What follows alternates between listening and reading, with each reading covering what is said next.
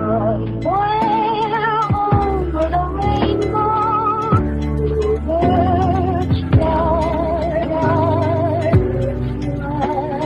over the rainbow. Hello everybody, this is Overboy. I'm going to be doing my spoiler-free review of the new movie Ghostbusters Frozen Empire.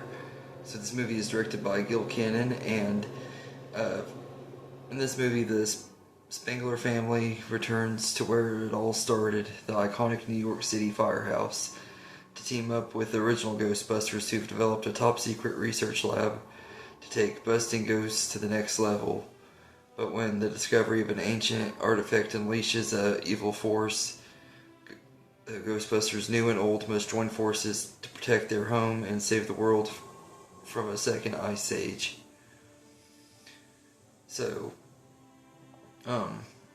this movie is, I will say that this isn't exactly the movie that I've always wanted, like, as far as a Ghostbusters movie goes. I don't think I'll ever get that as far as the sequel to Ghostbusters 2 went and everything, but this is a really good time. I really had a great time with this movie. I think it's a really, really great addition to the Ghostbusters franchise, and everything. The cast are all excellent in here.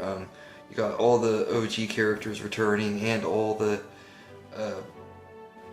characters from Afterlife returning as well, and I think they're all great in here. There are a lot of characters in this movie though, and there's a few new ones added too, so there's a lot going on in this movie.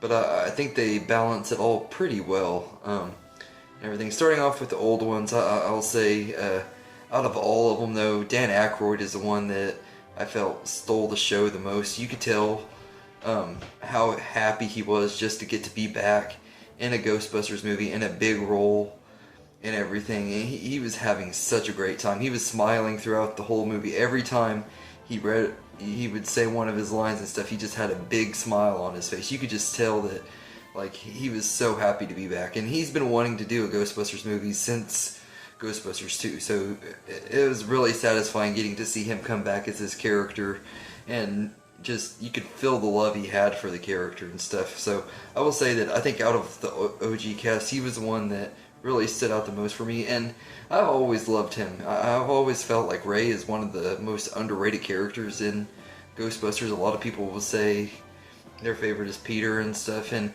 fair enough. And I know a lot of people that say Lewis, played by Rick Moranis, is also their other favorite character. So Dan Aykroyd's Ray doesn't get the love he deserves. I've always felt that way and everything, and he might be my favorite character in the franchise. Like, the more I watch these movies as I've gotten older, I just really love him in these movies, and I thought he was just absolutely great in here. And it was just great getting to see Dan Aykroyd again, because you don't see him and stuff as much these days and everything. So it was great just having him on screen again, and I loved him in this movie.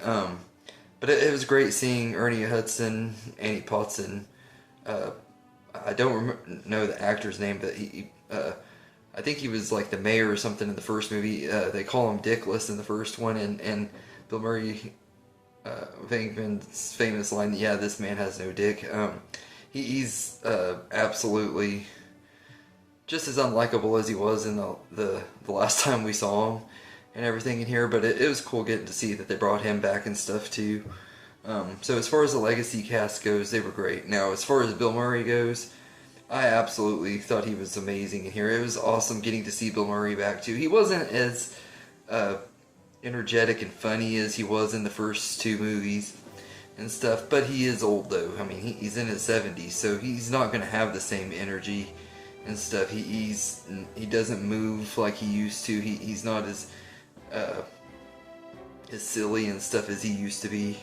But I like this more mature, yet still funny version of Peter Venkman. He does a really great job bringing the maturity to the character, but also still having some funny parts and stuff, like, and everything. I don't think he had as many good laugh out loud moments, so I do kind of wish that there were a little bit more with that, but I think it was still great getting to see him. And it was also great that he's finally embracing the role, because Bill Murray is the reason why it's taken so long to get more Ghostbusters movies, because he has turned down Ghostbuster movies left and right, and everything is great that he's finally embraced it and everything.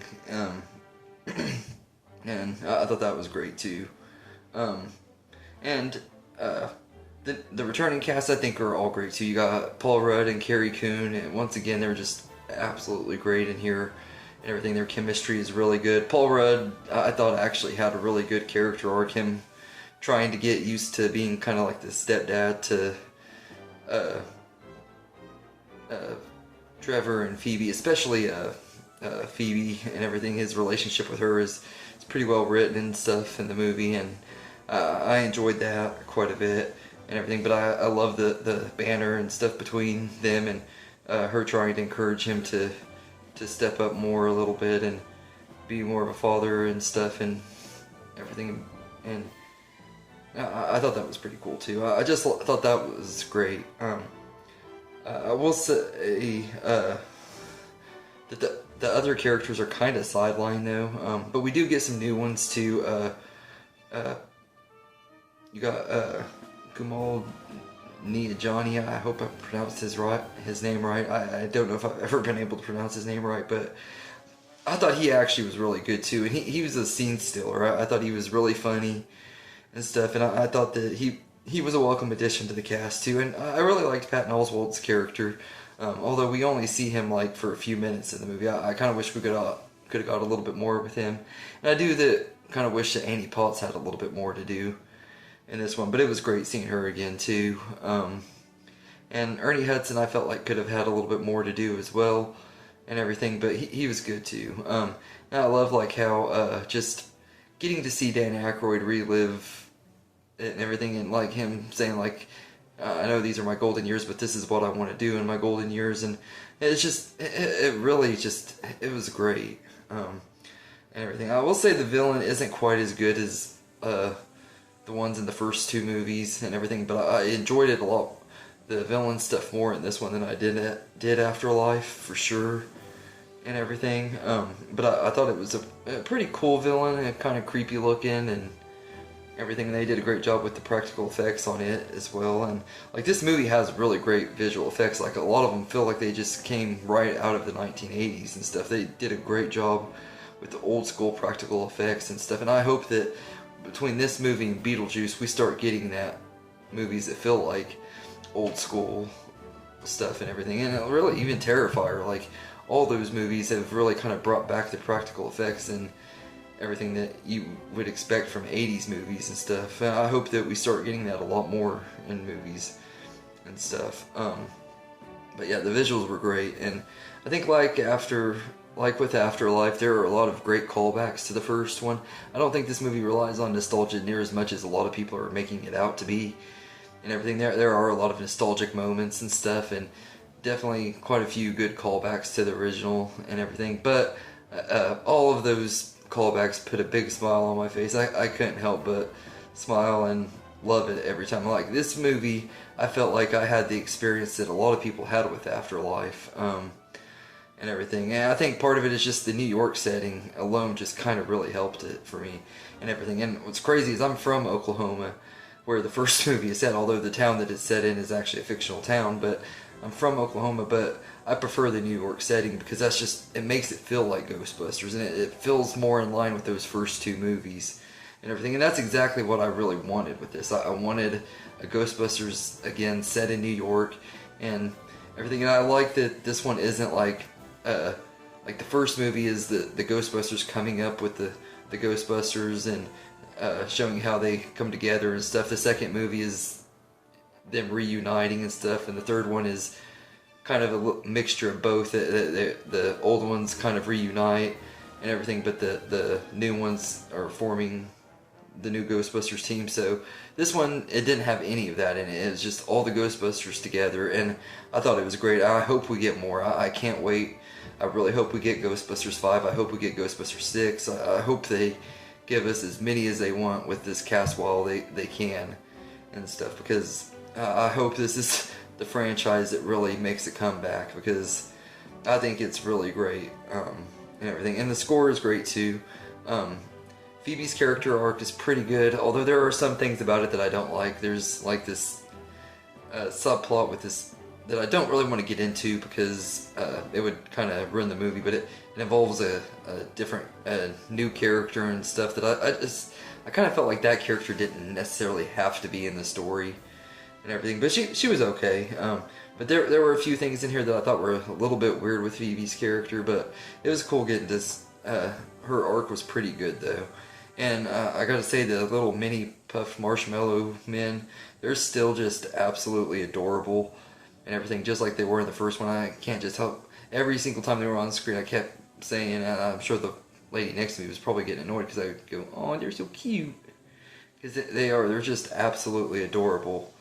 And it was also great getting to see Slimer back too, and they used the practical effects and stuff on him, and he looks awesome. He looks just like he did in the 80s, and that was some of the stuff that just felt the most nostalgic, just seeing Slimer back and stuff too. And that's kind of a lot of what Trevor was doing in this movie, is he's chasing after Slimer and everything. I will say that I do wish that Trevor, Lucky, and Podcast had more to do and everything.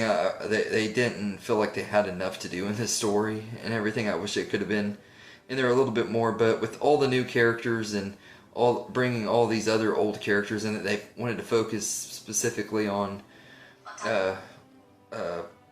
certain members of the Spangler family. I understand why they went the route they did, but I do wish that they could have done a little bit more with them. And I do, like I said, I wish that there would have been a little bit more with Peter Venkman and stuff too. Like, he's not in the movie very much. They show him in like a couple scenes, and then he shows up at the end and stuff. I just wish they would have gave him a little bit more. So if you're going in this for Bill Murray, just know that he is not in the movie as much. He's probably got maybe 20 minutes of screen time and everything. So just be prepared on that. And I will say, just like I did with Afterlife, and I'm hoping for maybe Ghostbusters 5 to do it.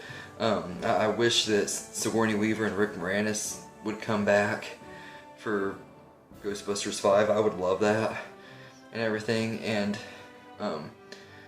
but yeah, so all in all, I think this is a really, really great time. I can't wait to see it again. I'm going to go see it again with my friends and stuff here pretty soon and everything, because this is I think this is going to be one I'm going to want to revisit a few times in the theaters, because I really enjoyed this one way more than I expected and everything. And I had high hopes for it. I knew it looked amazing and stuff, but it was exactly what I wanted it to be and everything. Like I said, I don't think I'll ever get the Ghostbusters movie that I really wanted, like a true sequel to Ghostbusters 2 with the original cast, but and everything. You can't really do it without Harold Ramis anyway, but I thought they did a great job still paying tribute to him and stuff, and there was a touching little tribute to Ivan Reitman and stuff that I thought was cool too, and I